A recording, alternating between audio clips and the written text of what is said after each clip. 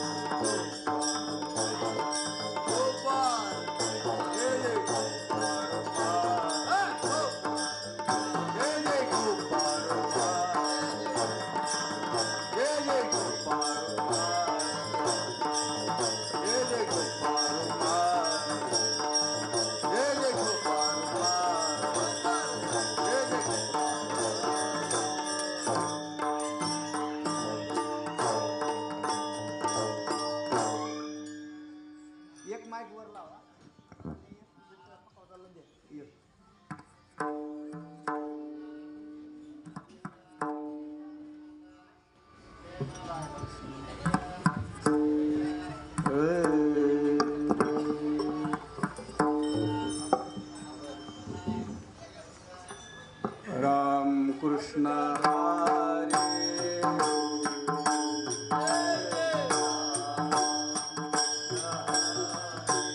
हरे हरे जय जय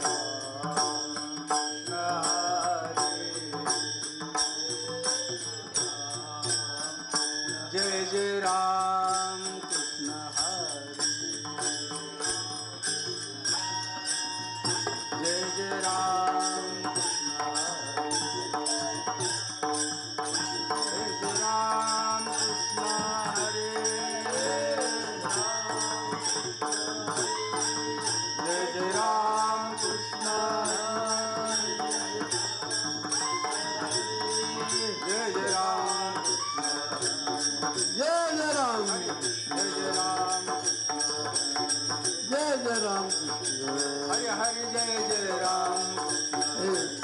जय जय राम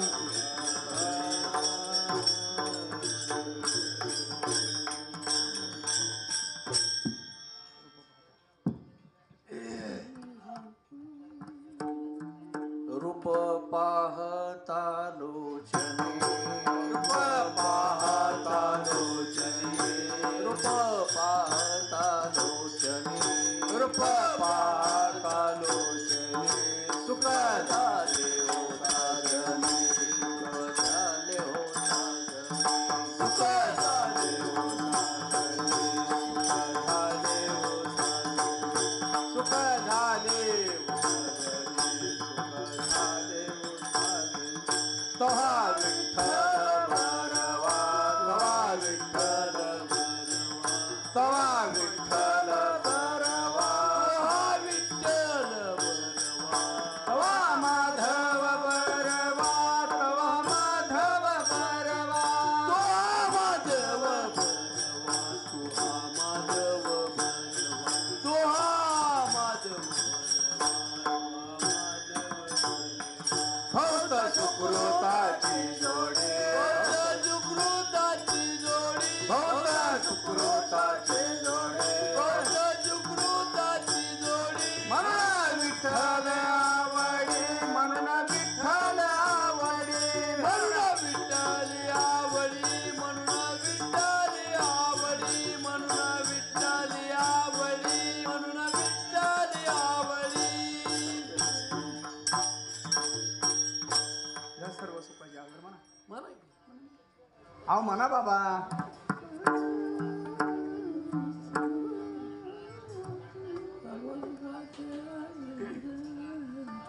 सर्व सुखाचे आगर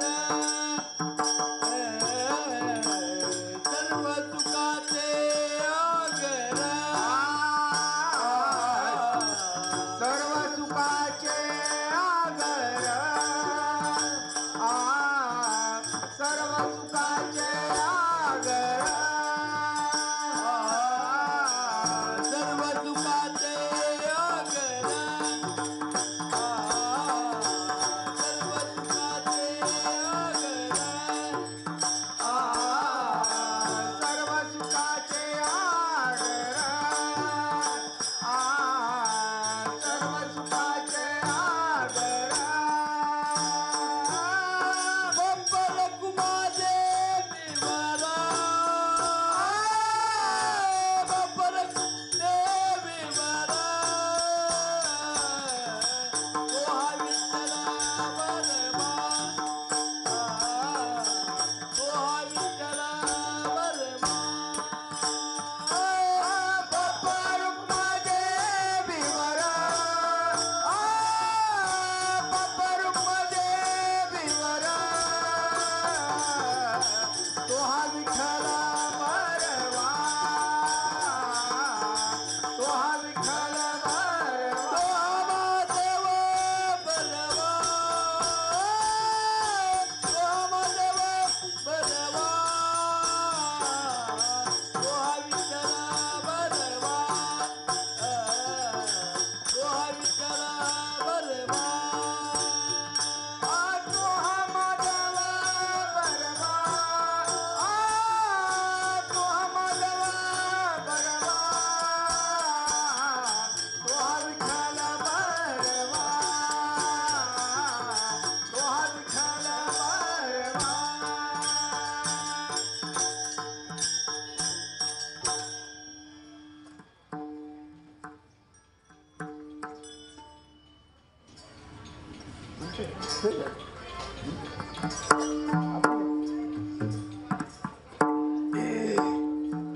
हे चिदान देगा देवा हे चिदान देगा देवा हे चिदान देगा देवा हे चिदान देगा देवा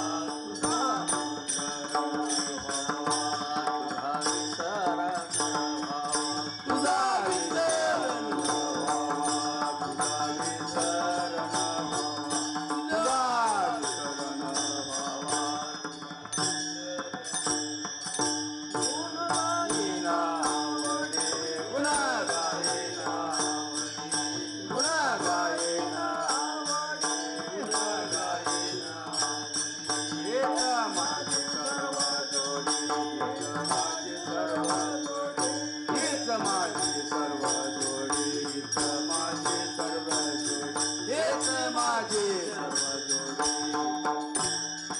नलगे मुक्ती आणि संपदा नलगे मुक्ती आणि संपदा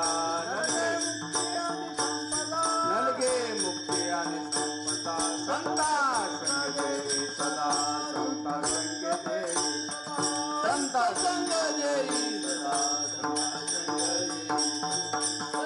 संग देई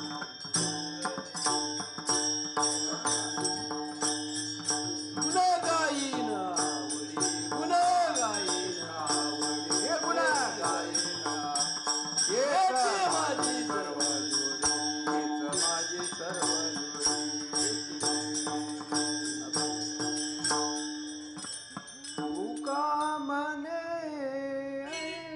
तुका म्हणे गर्भवासी तुका म्हणे गर्भवासी तुका म्हणे गर्भवासी सुखी घालावे आम्हासी सुखे घालावे आम्हासी सुखे घालावे आम्हासी तुका म्हणे गर्भवाची सुखे घालावे आमाची सुखे घालावे आमाची सुखी घालावे आमाची गुण गाईन आवडी हेच माझे सर्व जोडी हेच माझे सर्व जोडी हेच माझे सर्व जोडी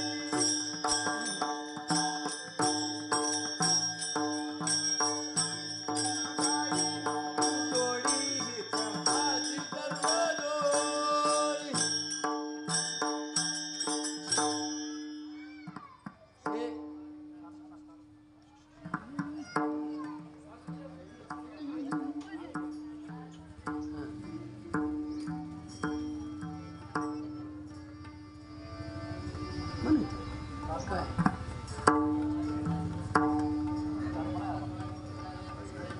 याचे दान म्हणा मोठपणे म्हणा पाहुणं या इकडे म्हणा या सांगतो की या हेची दान दे का तेव्हा तिथं म्हणा नंतर इथं या हा म्हणा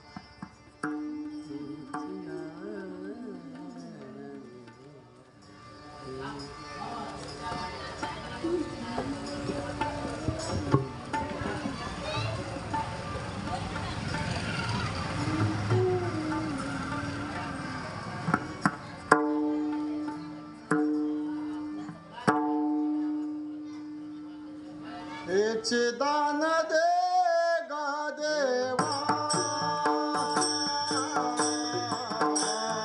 हेचे दान दे गा देवा हेची दान दे गा देवा हेची दान दे गा देवा हेचे दान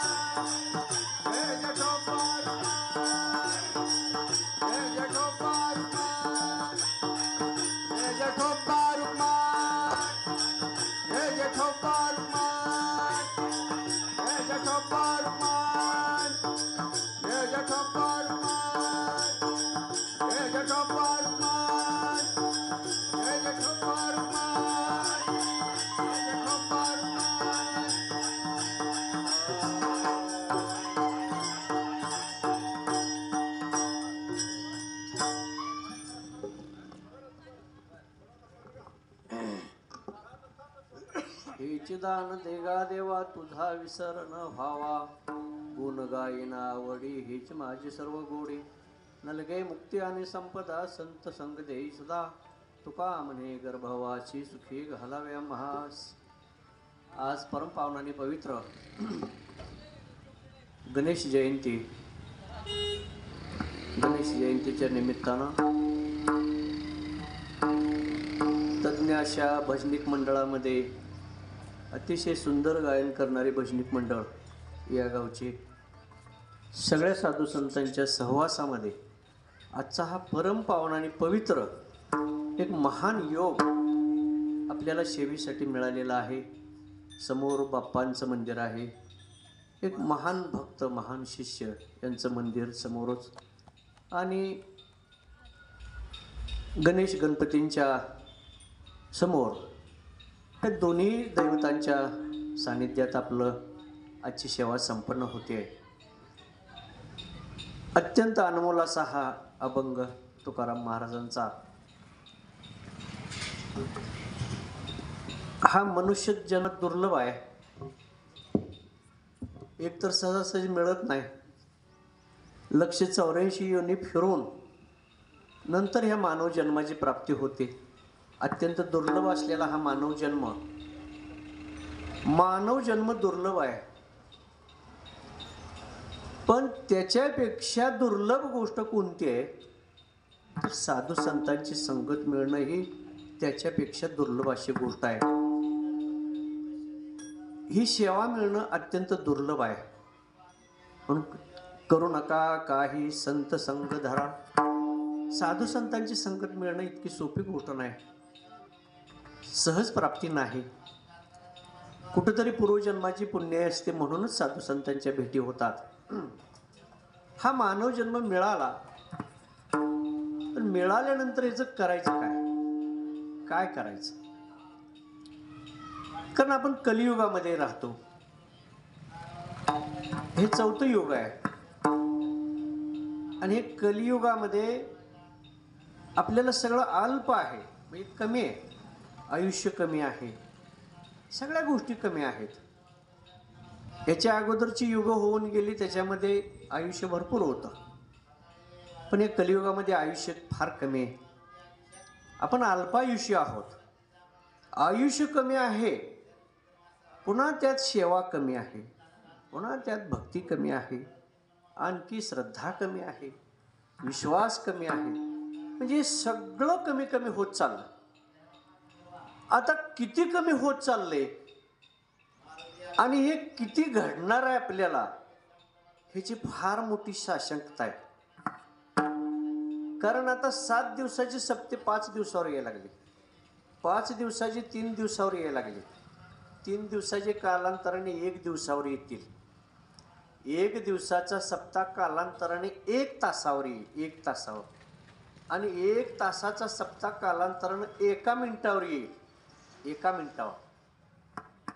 1 मिनिटाच्या सप्त्यानंतर काही कालानंतर काही वर्षानंतर काही सेकंदाचा 7 सेकंदाचा 9 सेकंदाचा असे सप्ते होतील. त्याचं वर्णन माऊलींनी हरिपाठात केलेलं आहे. देवाची ये द्वारे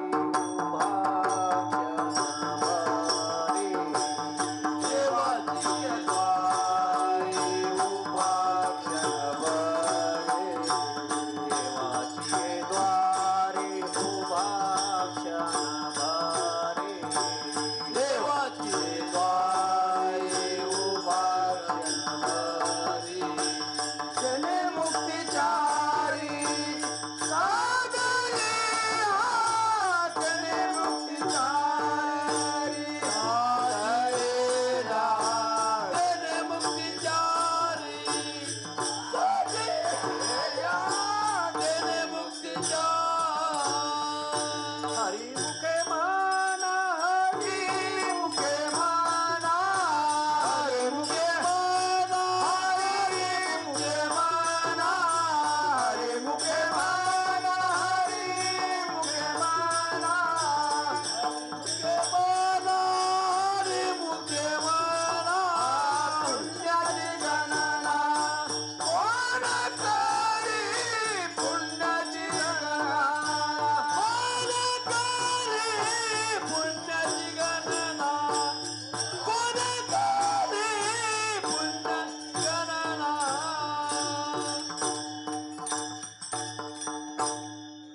पुढचं वर्णन करून ठेवले माऊलीने. संत महात्मे भूत भविष्य वर्तमान ह्या तिन्ही काळाचा योग साधून सगळा उपदेश करत असतात. भूतकाळ होऊन गेलेला आठवायचा असतो आणि भविष्यकाळ बघून आपण वर्तमान काळ चालायचं असतं. आणि म्हणून हा बोध पुढचा काळासाठी आहे की इतकं कठीण होत जाणार आणि मग त्या सेकंदाच्या सप्त्यामध्ये काही सेकंदाचं कीर्तन होणार, काही सेकंदाचं भजन होणार आणि भाविक भक्त सुद्धा काही सेकंदासाठी येणार. आता काही तासासाठी सुद्धा यायला तयार नसतात, ते पुढं काही सेकंदासाठी सुद्धा यायला तयार होत नसतात. हे खूप प्रलयाकडे जाणाऱ्या गोष्टी आहेत. प्रलयाकडे मी शेवटी एक कलियुगाचा प्रलय होणार. आता हे करायचंय कशासाठी? हे करायचं कशासाठी? का करायचं? आपण मानव जन्माला आलो, मानव जन्माचं तर सार्थक झालं पाहिजे. आपल्याला हा देह मिळालाय त्याचं सार्थक झालं पाहिजे. काहीतरी पदरात पुण्य पडलं पाहिजे, मोक्ष गतीला गेलं पाहिजे, भगवंताची प्राप्ती घडली पाहिजे. पण हे कधी घडणार? घडू शकत नाही. त्याला काय कारण आहे? विसर पडायला लागलाय सगळ्या गोष्टीचा. भगवंताचा विसर पडायला लागलाय. आता विसर तुम्हालाच पडतो अशीतली काय गोष्ट नाही. देवादिकांना सुद्धा विसर पडतो. तुमची आमची तर गोष्ट खूप वेगळी आहे. कारण आपण सगळा प्रपंचाचा गाडा ओढत, सगळा डोक्यावर खांद्यावर बरोबर सगळं, शरीरात एक जागा अशी शिल्लक नाही की तिथं आपला प्रपंच नाही. उरलंच नाही जागा. देव ठेवायला आणि बसवायला सुद्धा जागा नाही. देह हे मंदिर, आत्मा हा पांडुरंग, जेथे तेथे देव ठसावला. देहरूपी मंदिरात परमात्मा परमेश्वराचा वास आहे, अखंडत्वानं तो आहे. पण जवळ असून कळलं का? नाही कळलं. का कळू शकलं नाही? तर विसर पडलाय. जवळ असलेल्या गोष्टीचा सुद्धा विसर पडला. आपल्यालाच विसर पडतो असं नाही. ज्या ब्रह्मदेवानं ही सृष्टी घडवली, सृष्टीचा निर्माता ब्रह्मदेव, त्याने घडवली सृष्टी. ब्रह्मदेवाला सुद्धा विसर पडतो. आपली तर गोष्ट निराळी. ज्यावेळी ब्रह्मदेवाचा जन्म झाला भगवंताच्या नाभी कमलातून, त्यावेळेला त्यालाही तो जो देठ होता नाभी कमलापासून, नाभीपासून ते कमलापर्यंतचा जो देठ होता, त्या देठात तो सारखा फिरत होता, वरनं खालीन खालनं वर. किती वर्ष फिरत होता? हजारो वर्ष फिरत होता. त्याला वाटायची देठ कुठंपर्यंत आहे, कुठं टेकलाय, कुठं शेवट आहे, कुठं सुरुवात आहे. ह्याचा अंदाज घ्यायला ब्रह्मदेव हजारो वर्ष त्यामधून सगळी भटकंती करत होता. पण त्या देठाचा अंत लागला नाही. काहीच लक्षात आलं नाही भगवंताला, ब्रह्मदेवाला. काय कळेना. मग आता काही सूचना असं झाल्यानंतर काय, आपली मती ज्यावेळी बुद्धी बंद पडते त्यावेळेला आपल्याला काही कळत नाही. आपल्या मतीमध्ये प्रकाश पडला पाहिजे. तो कशाचा? बुद्धीचा प्रकाश पडावा लागतो. मग आपल्याला जे विस्मरण झालेलं आहे ते आठवायला लागतं. जसं झोपीत माणसाला विस्मरण होतं तसं पूर्वजन्माचं सुद्धा आपल्याला विस्मरण आहे. माहित आहे का पूर्वजन्म काय, कुठून आला, काय झालं, कोणत्या घरी जन्माला होता, आई वडील कोण होते, नातेवाईक कोण होते, काय माहित आहे का? नाही. हे सगळं विस्मृतीत गेलं. ह्याची स्मृती कधी जागृत होणार? हे कधी कळणार आपल्याला? आपण कुठून आलोय, कुठं होतो, काय होतो. आपल्या मतीमध्ये ज्यावेळी बुद्धीमध्ये प्रकाश पडेल, भगवंताचा प्रकाश ज्यावेळी आपल्या बुद्धीमध्ये पडेल त्यावेळेला आपल्याला ज्ञान मिळेल. ज्ञान मिळाल्याशिवाय आपल्याला त्या गोष्टी कळू शकत नाहीत. तसं ब्रह्मदेवाला सुद्धा काही कळेना. का तर स्मृती जागृत नव्हती. जन्म झाल्या झाल्या आपल्याला आपला जन्म झालाय, आपण पाळण्यात आहे, लगेच स्फूर्ती जागृत होते का, कळते का हे कोण आहेत, नातेवाईक कोण आहेत, काही कळत नाही. स्फूर्ती जागृत नव्हती. तसं ब्रह्मदेवाची सुद्धा स्मृती जागृत नव्हती. आणि मग सारखा फिरायला लागल्यानंतर त्याला जागृतीसाठी भगवंतानी तिथं आवाज द्यायला चालू केलं आकाशवाणीच्या रूपाने. तो आवाज कशाचा? ओंकाराचा आवाज ऐकू यायला लागला. ओंकाराचा पहिल्यांदा आवाज ब्रह्मदेवांना येऊ लागला. तो आवाज ऐकून ओंकाराचा जप करू लागले, ते उच्चार करू लागले. मूळ प्रणव आहे हा ओंकार. काय मूळ प्रणव आहे? परमात्मा परमेश्वराचं गणेशाचंच ते स्तवन आहे. आणि म्हणून त्या मुख्य प्रणवाचा उच्चार ऐकू लागल्यानंतर मग म्हणले हा जप करायला चालू केल्यानंतर मग तुला सगळं आठवेल.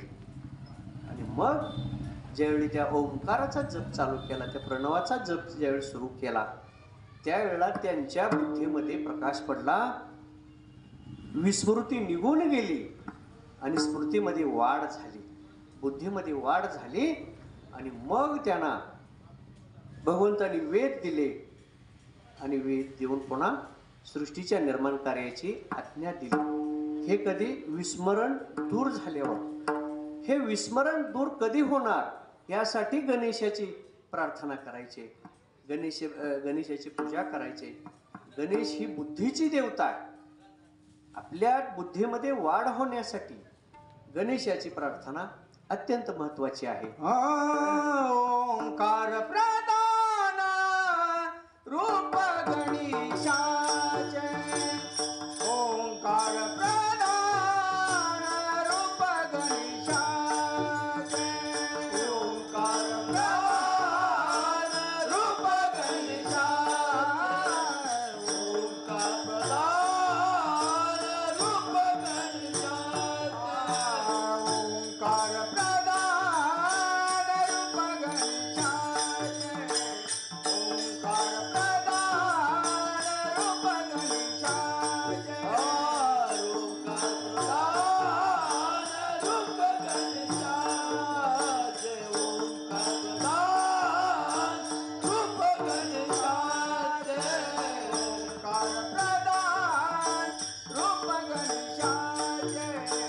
ओंकार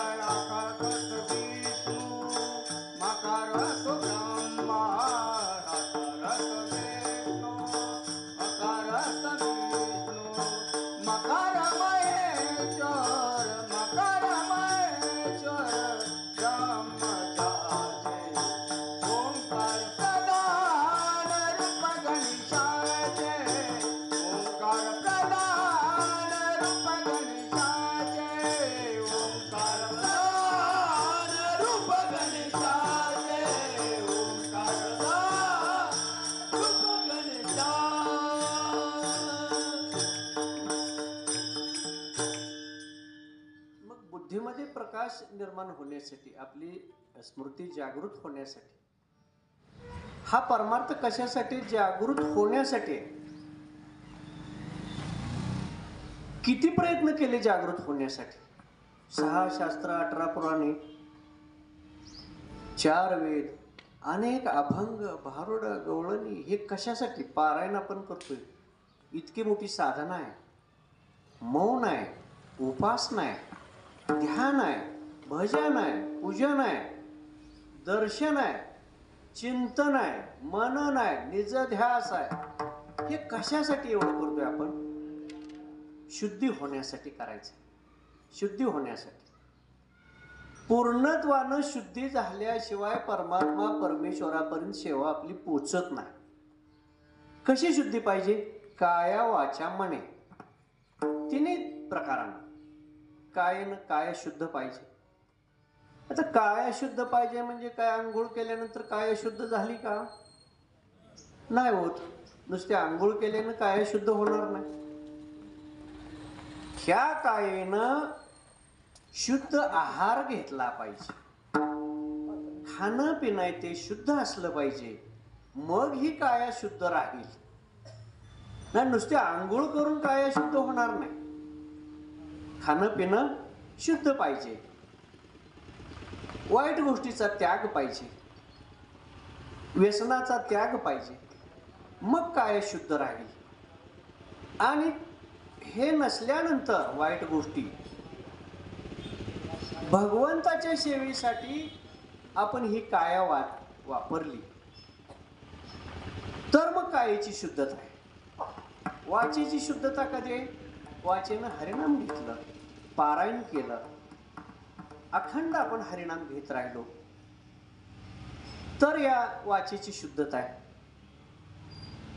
पण आपल्याला आठवतंय का 24 तासातले किती मिनिट आपण भगवंतासाठी ही वाचा सेवेसाठी वापरत असेल? 1 तास सुद्धा नाही, अर्धा तास सुद्धा नाही, 10 मिनिटे सुद्धा नाही. एखादा मिनिट ते कसे सकाळी आंघोळी केल्यानंतर उभा उभी तेवढी आरती केली, पूजा झाली, संपलं. परमार्थ कसं आहे? उभा उभी चालू आहे म्हणजे काय? जाता जाता रस्त्याने चाललेत गाडी, मोटरसायकल आहे, त्याला थांबायला वेळ आहे का? भगवंताचं दर्शन घ्यायला वेळ आहे का? कीर्तन ऐकायला वेळ आहे का? नाही. मग म्हणजे तुझ्या पैसे राहू दे, मी पण आल्यानंतर बघतो काय आहे ती उलगडून, काय आहे ते परत बघू. आता वेळ नाही. मग वेळ आहे कधी? वेळ आहे कधी? काढला तर वेळ आहे. म्हणजे व्यर्थ कार्यासाठी वेळ किती खर्च केला? भरपूर. परमार्थासाठी काही वेळ नाही. इकडं म्हणलं का वेळ नाही. आणि मग एवढ्यात ना आपल्याला वाटते आमचा परमार्थ लय नेटाक आहे, लय भरपूर झालाय, अजून किती वर्ष परमार्थ करायचा, आणि एवढा परमार्थ करून तर आमच्या हाती काय लागलं, आमचं असं व्हावं का? एखादी अडचण आली, एखादं संकट आलं प्रपंचामध्ये, तर तो काय म्हणतोय? इतक्या वर्षाची सेवा तो सगळे चंद्रभागेला अर्पण करायला तयार आहे. आता राहू दे, आम्हाला बाद झाली तेवढी सेवा, सेवा चरणी वाहिली म्हणून आपलं निघून जायला तयार. म्हणजे आम्ही भक्त आहोत का नाही, भक्त आहोत का नाही याचं चिंतन अंतर्मुख होऊन करायचं. मी भक्त आहे का? देव आहे, भक्त आहे, पण मी भक्त आहे का? आणि भक्त असल्यावर तो भक्त रुसतो का? मग देवावर रुसतो का? देवाचा त्याग करतो का? देवाच्या माळेचा त्याग करतो का? किती तर जण एखादा वाईट प्रसंग घडला का माळा सुद्धा चंद्रभागेला सोडून देतात. काही जण तर देव सगळं पोत्यात भरून एकदाच नदीला नेऊन सोडतात. अरे मग केलेलं वाईट का देवाने केलं का साधू संतांनी वाईट केलं का? तुझ्या प्रारब्धाचा भोग होता, तो तुझ्या वाट्याला आला, तू नको का म्हणतोस? हे गाठोडं तुझं आहे, दुसऱ्याचं नाही. पूर्वजन्मातलं जे गाठोड आहे त्या प्रारब्धाचा भोग तू भोगत आहेस. मी केलेलं, मी काय म्हणतोय? मी केले नाही. आता ही फसवाफसवी चालू झाली कुठनं? जन्म झाल्यापासून. जन्माच्या अगोदर नाही, 9 महिने 9 दिवस गर्भामध्ये असताना ज्यावेळी जन्म होण्याची वेळ येते त्यावेळेला तो भगवंताला शरण जातो, मला वाट द्या म्हणतो बाहेर जायला. देव म्हणते तू वाट देतो, पण मला विसरू नको. अनुग्रह दिलाय त्याला.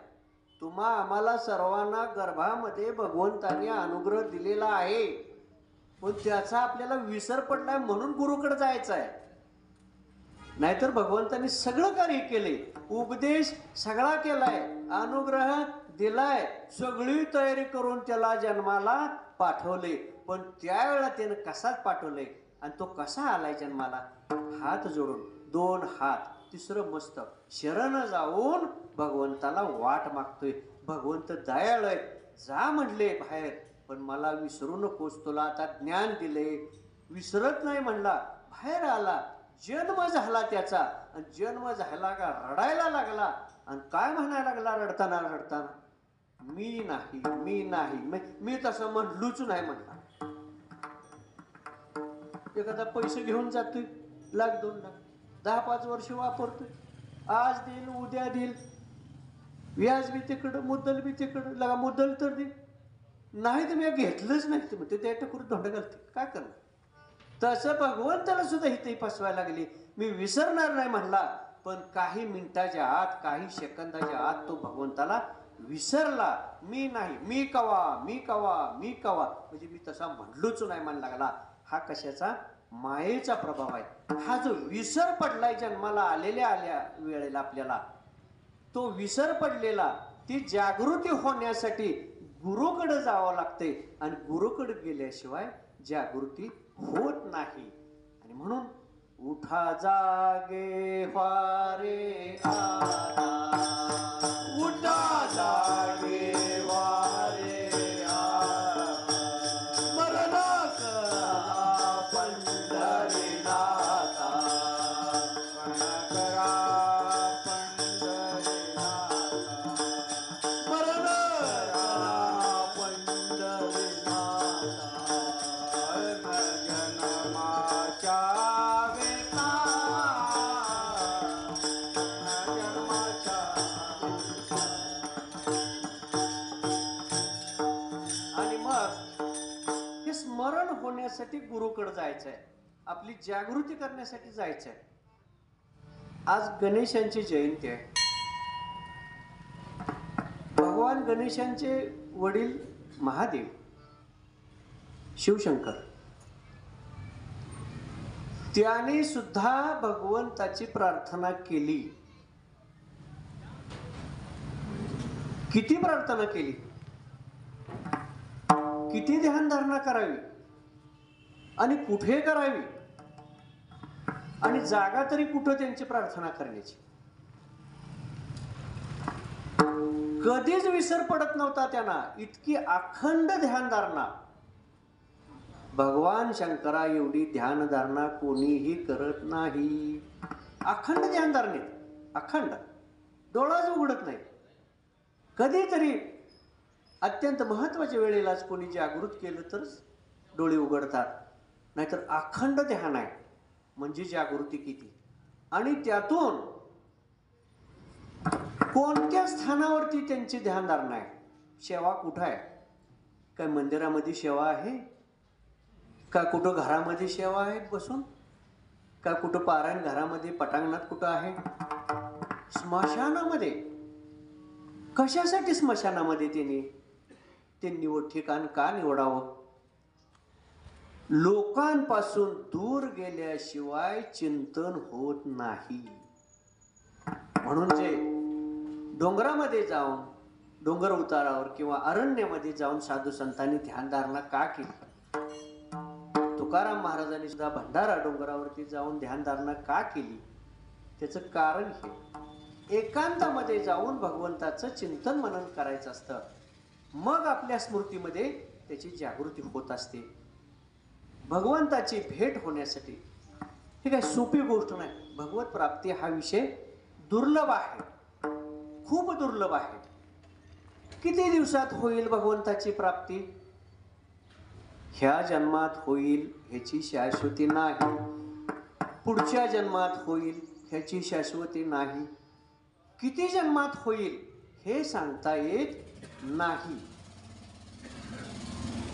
पण सेवा मात्र अखंड करायची असते. आता मग ही सेवा जे आपण करतोय, भक्ती करतोय, हे काय मोक्ष प्राप्तीसाठी करत नाही, इतर गोष्टीसाठी करत नाही.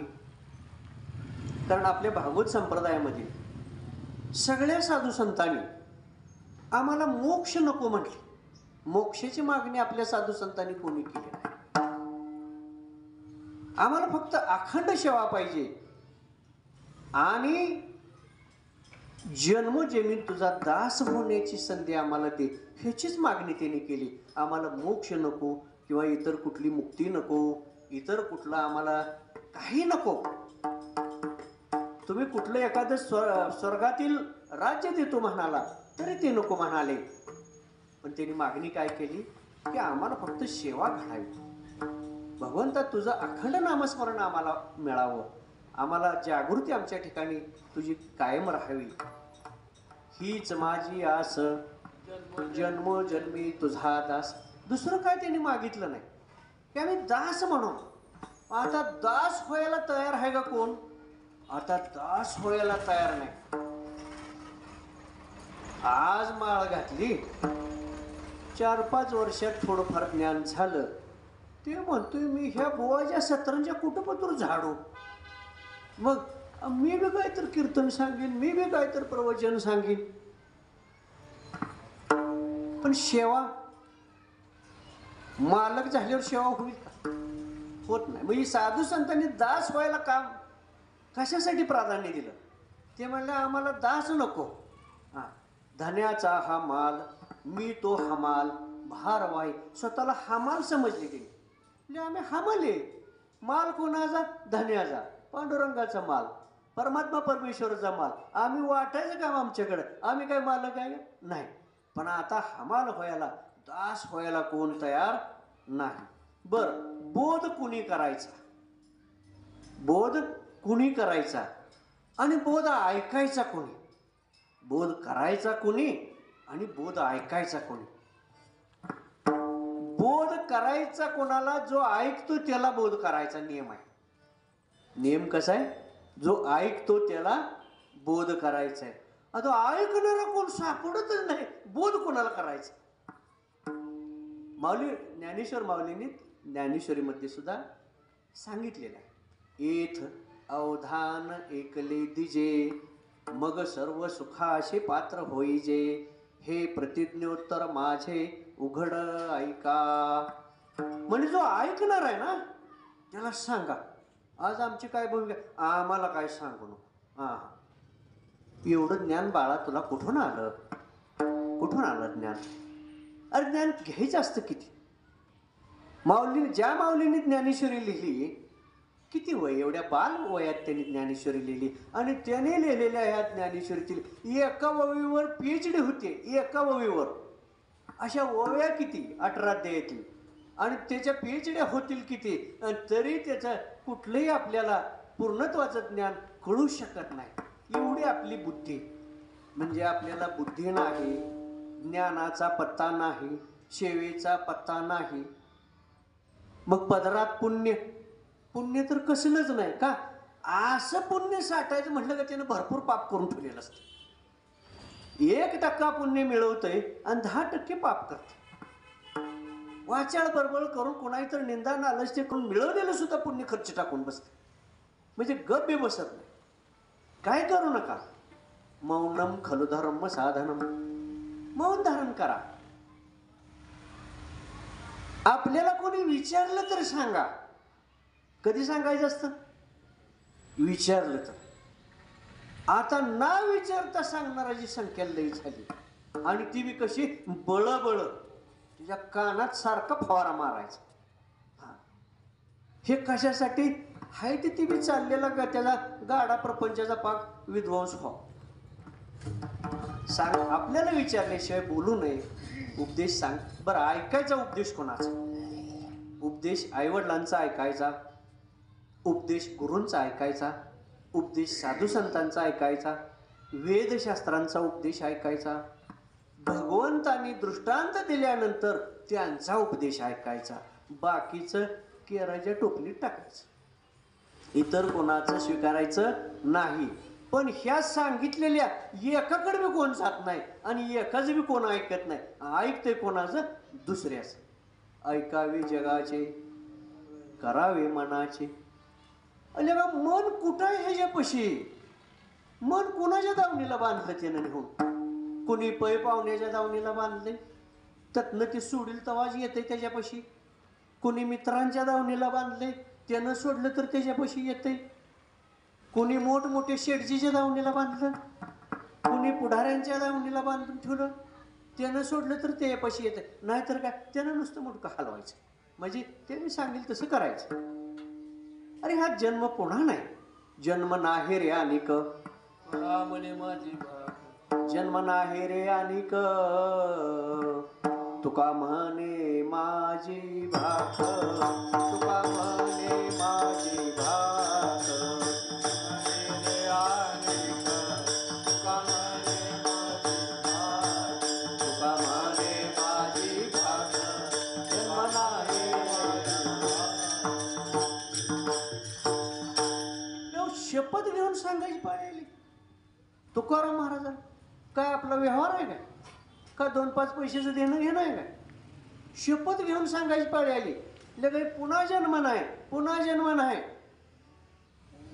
तरी आपण करायला तयार नाही, तरी आपण परमार्थ करायला तयार नाही. 3च टप्पे जन्माचे, 3 टप्पे: बालपण, तरुणपण, म्हातारपण. आता आपला मृत्यू झालाय का नाही? आता सध्या इथं जेवढे कीर्तन ऐकतायत आणि जो सांगतोय आणि जे ऐकतायत आणि जे वादक गायक आहेत, आता आपला कोणाचा मृत्यू झालाय का? इथं उभा राहिलेले आहेत, बसलेले आहेत, कोणाचं असं वाटतंय का? वाटतंय का असं मृत्यू झाल्यावर? का शंका वाटते? आपला मृत्यू झालेला आहे, पण आपल्याला माहित नाही आपला मृत्यू झालेला आहे. तुम्ही म्हणा आम्ही लय जणांची माती लुटून आलो, अजून आमचं कशात काय नाही, तर झाला का अजून पै पाहुण्याला कळवलं नाही, पोरगी आली नाही, जावा यायला किती तारा केली असत्या, फोन केला असतं, आणि झाला कवा ना आम्ही तर इथंच आहे, असं कसं काय होईल? पण वस्तुस्थिती आहे, आपला मृत्यू झालेला आहे. कसा झाला आणि कधी झाला? कसा झाला आणि कधी झाला? जीवनाचे 3 टप्पे: बालपण, तरुणपण, म्हातारपण, वृद्धापकाळ. आता इथं बसलेले बालपण कोणाचं राहिले का? एक छोटा मुलगा सोडला तर बाकीचे उर्वरित माणसांचं राहिले का बालपण आपलं कोणाचं? आता दिसतंय का बालपणातलं काय तुमच्यात तत्व?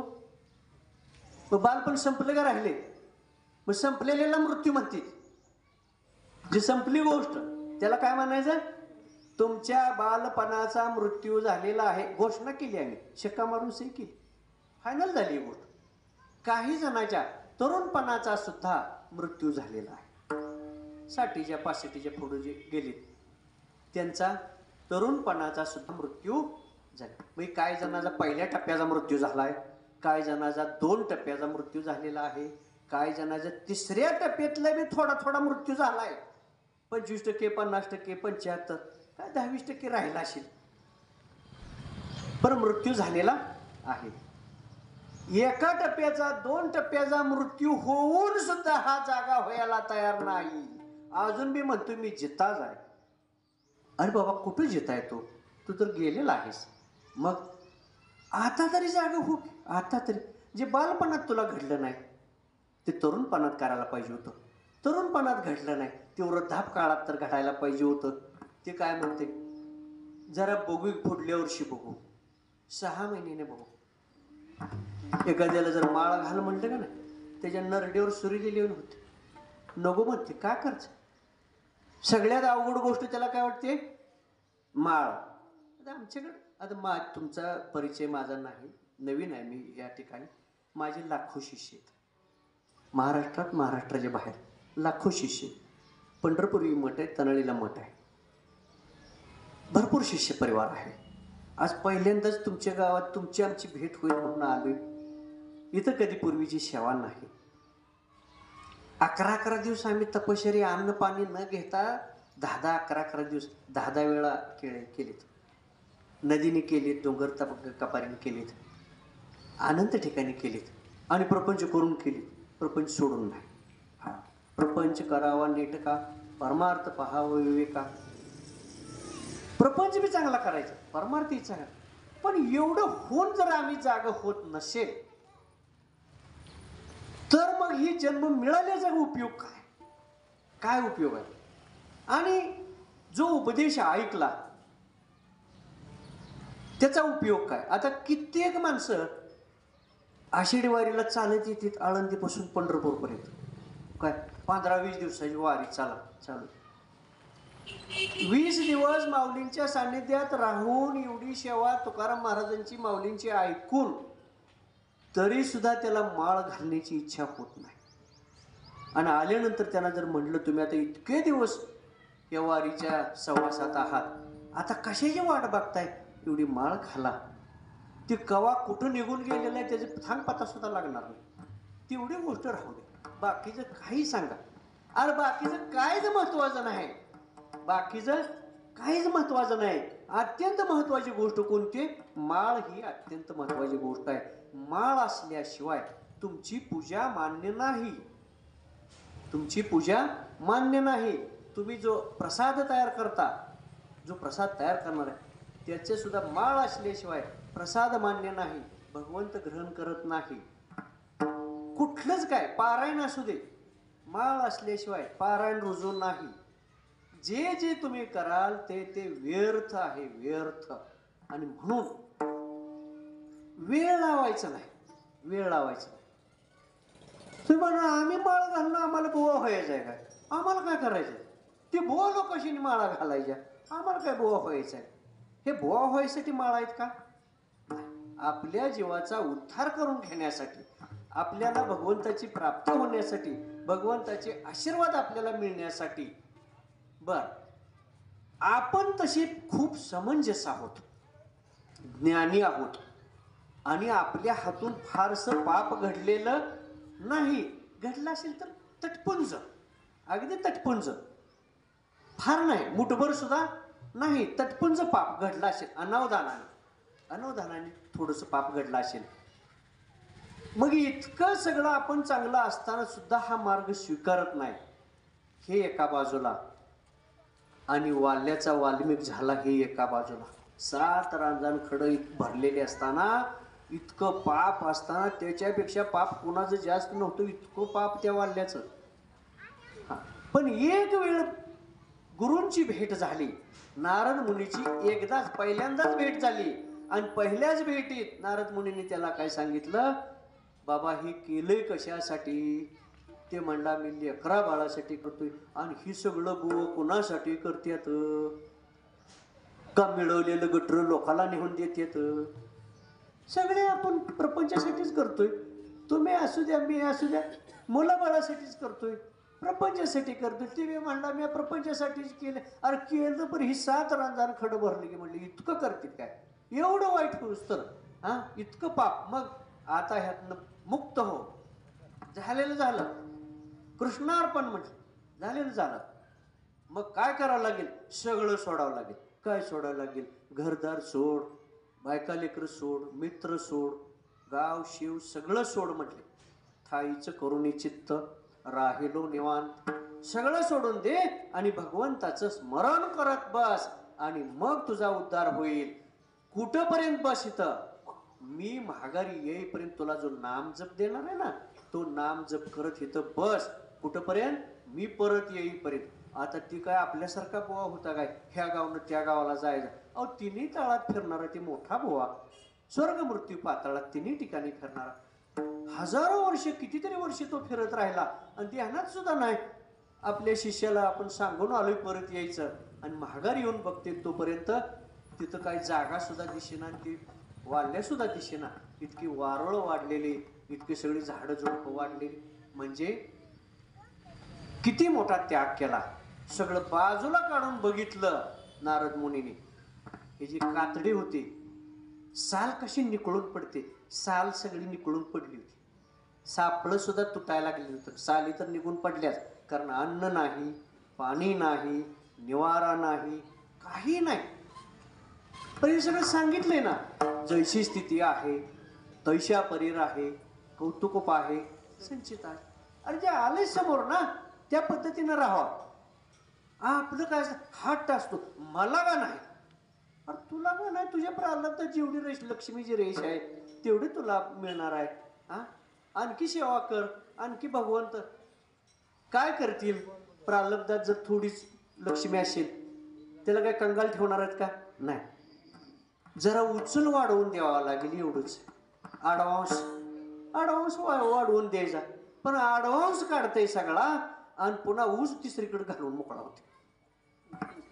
म्हणजे काय करते, ज्या भगवंतानं देह दिला, ज्या भगवंतानं सगळं आपल्याला हे घडवलं, त्याचा विसर पडते आणि ती काय करते, नको त्या देवाचा देवदेव करायला जाते. देवदेव त्याला फार आवडतो, देव आवडत नाही. देव आवडला पाहिजे, देवदेवाचा उपयोग नाही. म्हणून विषय येतो एक झाला नारायण. इतर काहीच आवडलं नाही पाहिजे. हे विषय अनंत झाले. मग आपला तो एक देव करुणी घ्यावा, तेने विन जेव्हा सुख न हे. ते सगळं भोत काढलं बाजूला. नारद मुनीच्या डोळ्यातून अश्रू यायला लागले. म्हणले काय माणूस आहे, म्हणले पाक शरीराच्या चिंधड्या झाले तर बसला तो लगा, हे हाय का नाही म्हणले जिथं, ह्याची काय अवघड परिस्थिती आहे.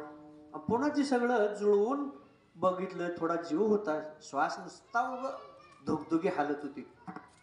साधू संताला काय अवघड, भस्म लावला का पुन्हा सतेज सगळे संजीवनी मंत्राचा वापर करू आणि मग पुन्हा जागृत केल्यानंतर समाधीतून उतरला.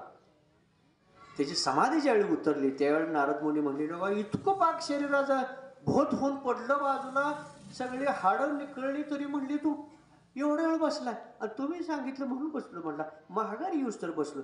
मी म्हणलं आमच्या कलियुगातल्या हिथं बस, आमच्या संघ असलेल्या बोवाशाला असलं सांगितलं तर महाराजच कीर्तन आहे तर त्यानं घर गाठलेलं असतं. आता संध्याकाळी आम्ही आरतीला काय बोलवते बुवा, रोज एक जणाला मुक्कामला बोलवते मठावरती.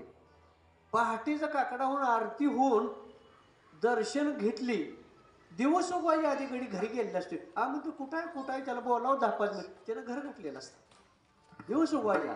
इतका प्रपंच आहे. आणि म्हणून कसं आहे, ह्या सगळ्या गोष्टी आपण जाणून घ्या. आणि हे जाणून घेत असताना काहीतरी चिंतन मनन करा.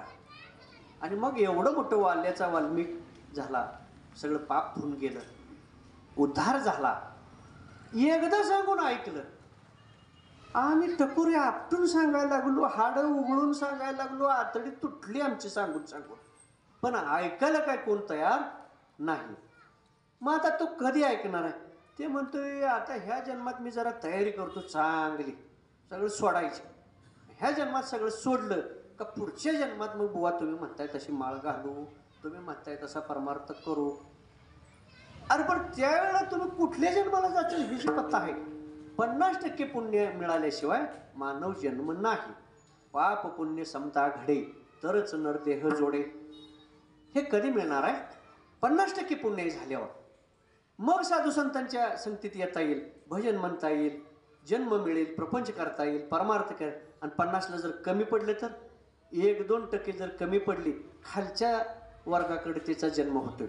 खालची गती कोणती, मानव गतीच्या खाली जनावराची गती. आपल्या खाली जवळची जी पाहुणं आहेत ना आपलं, ते जनावर गतीतलं आहे. 1% पुण्य कमी पडली, 2% कमी पडली जनावर गतीची. मग ते 1-2% कमी पडलेलं गडी काय जनावराचा ते जन्म भोगून जे ह्यात माणसा जन्मात आलेत का नाही, काठावरचं खाली गेलेलं 48-49वर, ती हिथं जन्म झाल्यावर बी शिंग हाणतात तशीच. त्या जनावरा गतीत ते पहिली शिंग हाणलेली, एकमेका टकरी खेळेल. आपण म्हणजे माणसं आहे ती का काय, माणसं जनावर होता एक जन्म मागचा, त्यानं ती जनावराचा भोगून आलाय. असू दे बाबा, मग आपण ते इकडं कशाला जायला, त्याच्या बाजूनं जावा, त्याच्यासमोर जायची काही गरज नाही. मग हे सगळं उद्धार करून घ्या. आणि हे उद्धार जर आपल्या जन्माचा होणार नसेल तर मग काय उपयोग आहे.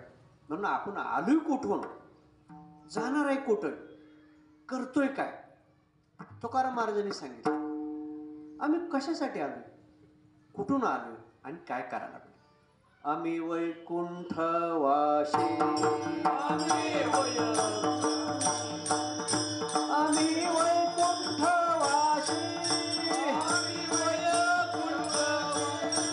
आलो याचे कारणाचे, आलो याचे कारणाचे, आलो याचे कारणाचे, आलो याचे कारणाचे, आलो याचे कारणाचे, आलो याचे कारण.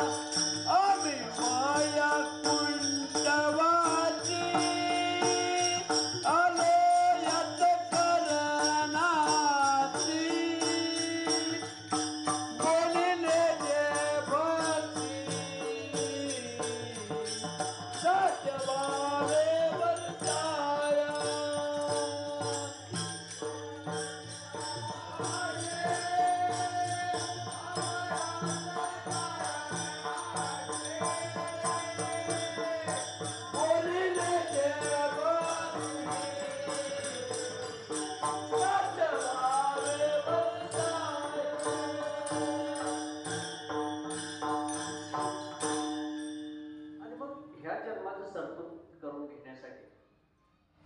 साधू संतांचा उपदेश ऐकला पाहिजे.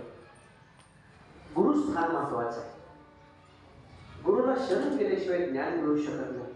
शरण गेली आणि काय होते फळ, तुका म्हणे कुळ ठरे.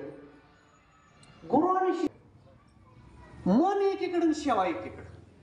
मग कसे म्हणू, त्या दोघाची फाटाफूट, मनाची बिन भावाची फाटाफूट. भाव असेल तर देव आहे, भाव तेथे देव.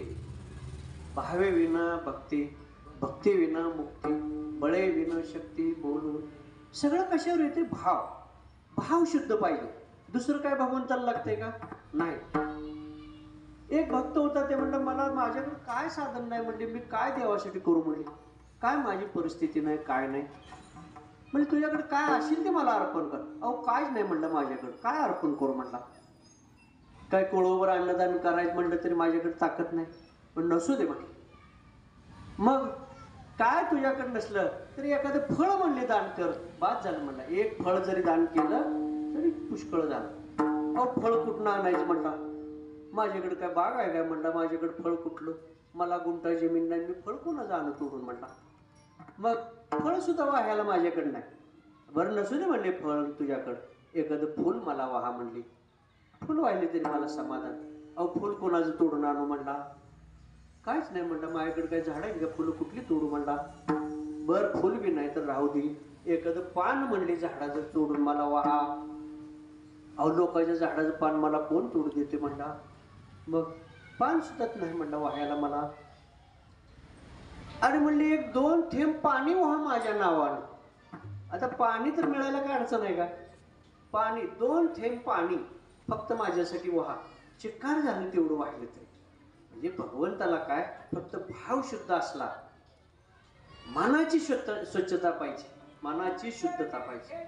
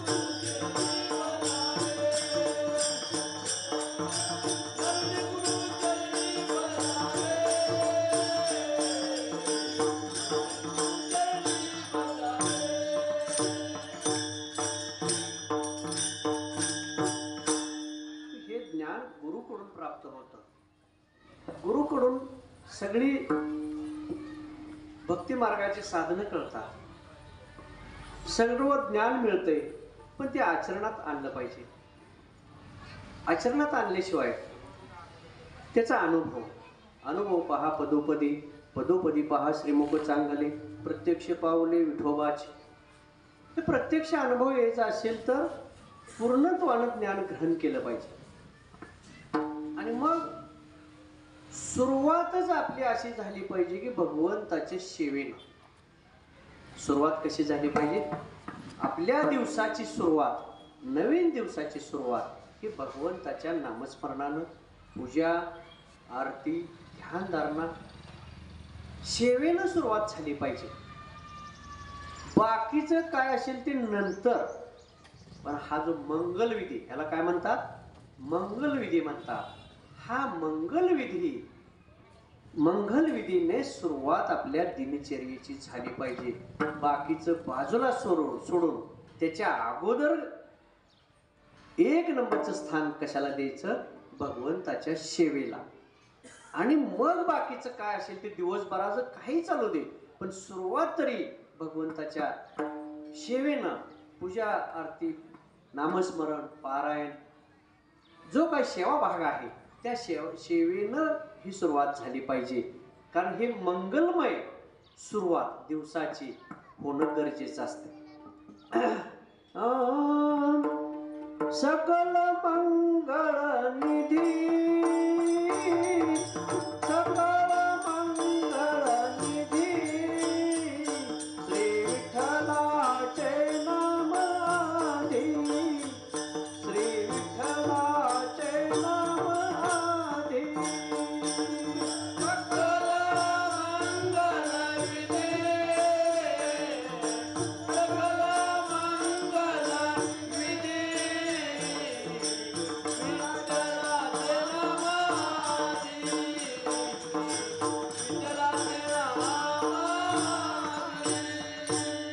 सकल मंगळ निधी, ओ सकल मंगळ निधी, श्री विठ्ठलाचे नाम आधी, श्री विठ्ठलाचे नाम आधी. सकल मंगल विधी, सकल मंगल विधी, विठ्ठलाचे नाम आधी, विठ्ठलाचे नाम आधी.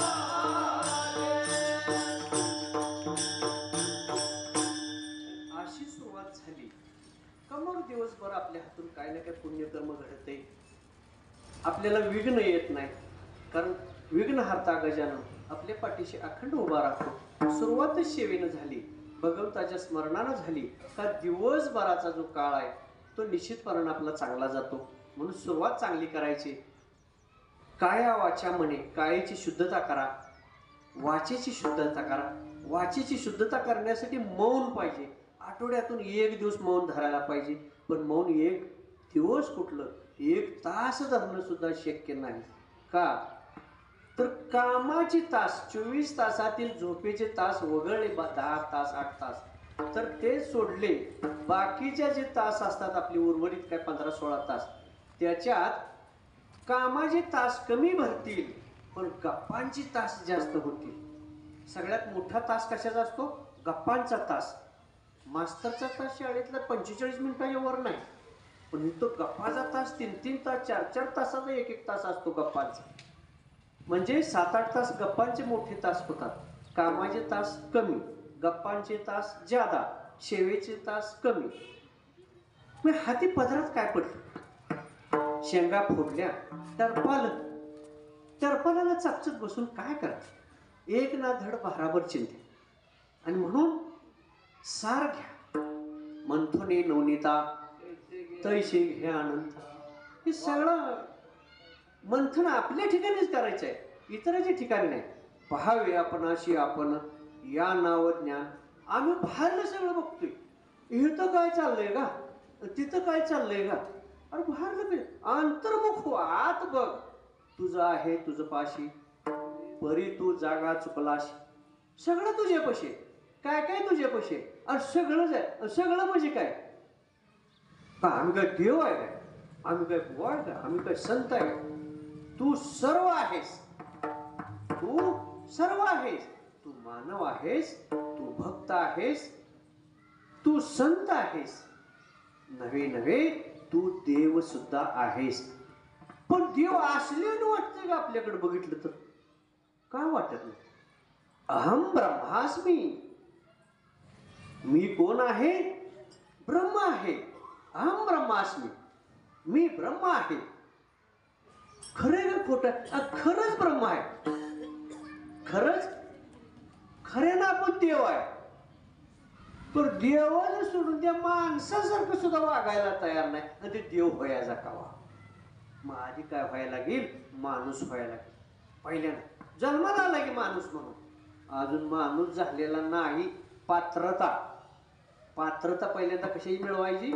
मनुष्यत्वाची पात्रता मिळवायची. मनुष्यत्वाची पात्रता झाली. मी माणूस आहे हे कधी तुम्ही म्हणणार? माझ्याकडे एकही बोट नाही आलं, एकही बोट माझ्याकडे वाईट गोष्टीचं नाही आलं का मी काय समजायचं? मी माणूस आहे, पात्र झालो माणुसकीच्या ह्याला. त्याच्यानंतर पात्रता माणसाची मिळवल्यानंतर, मनुष्यत्व मिळाल्यानंतर शिष्यत्व. परत काय मिळवायचं? शिष्यत्व मिळवायचं. म्हणजे गुरुकडे जायचं, ज्ञान घ्यायचं, शिष्यत्व मिळवायचं. तो शिष्य झाला. मनुष्यत्वातून शिष्यत्वाकडे, शिष्यत्वाकडून शिष्य चांगला तयार झाला तर तो गुरुत्वाकडे. तो एक दिवशी गुरु होतो. गुरु तुझी संत, संत तेची गुरु. तो गुरुत्व त्याला बहाल केलं जातं. तो एक दिवशी गुरु होतो. गुरुत्व मिळाल्यानंतर, गुरु झाल्यानंतर, सद्गुरु झाल्यानंतर, हजारो लाखो शिष्य झाल्यानंतर गुरुत्वापासून त्याचा प्रवास कुठं सुरू होतो? देवत्वापर्यंत प्रवास सुरू होतो. आणि जर ते देवासारखा वागत देवत्वापर्यंत गेला शेवटच्या श्वासापर्यंत, तर तो एके दिवशी काय होतो? देव होतो. पण कधी होतो? निर्वाणानंतर होतो. जोपर्यंत निर्वाण होत नाही तोपर्यंत नाही. काम चालू, रस्ता बंद. कारण कधी काय ऍक्सिडेंट घडेल सांगता येत नाही. गुरु असला तरी, साधू असला तरी येरवड्यात कवा जाईल का नाही जाईल ह्याची शाश्वती नाही. अनेक साधू संत खड्या फोडत बसले. त्याच्यामुळं त्याची शेवटची गतीला काय जाईल? पुण्य करिता पाप घडे, पाप करिता पुण्य घडे. आपण पुण्य करता करता कधी पाप घडलं कळून सुद्धा येणार नाही. आणि पाप घडणाऱ्याच्या हातनं कधी पुण्य घडले हे कळून सुद्धा येणार नाही. ह्याच्यासाठी विचार जागृत पाहिजे. ज्याचा विचार संपला तो मानव संपला. माणूस कधी संपतो? ज्यावेळी विचार संपतो त्यावेळी. आपण डोळं कधी झाकतो? डोळं कधी झाकतो? मती बंद पडल्यानंतर, मरायच्या अगोदर, मृत्यू होण्याच्या अगोदर त्याची स्मृती संपलेली असते. कोणत्याही माणसाला मृत्यू होते, स्मृती संपलेली असते, मग मृत्यू होतो. आणि म्हणून करता ही स्मृती जागृत असताना तरी, जिवंत असताना तरी ती जागृत ठेवा आणि चांगले निर्णय घेण्याचा प्रयत्न करा. वेळ झालेला आहे आपला, फुलाचे टायमिंग होत आलेलं आहे. कितीही गोष्टी सांगितल्या तर त्या कमी आहेत. तुम्ही सगळी सुज्ञ मंडळी आहात, ज्ञानी मंडळी आहात, सेवेकरी मंडळी आहात. ही सेवा अखंडपणानं करत राहा. आणि जाता जाता हा शेवटचा महत्वाचा उपदेश कोणता? सगळं मिळेल तुम्हाला जीवनात, सगळं मिळेल, पण क्षण मात्र मिळणार नाही. जय जय ठोपा रुक्मा, जय जय ठोपा रुक्मा, जय जय ठोपा रुक्मा, जय जय ठोपा रुक्मा,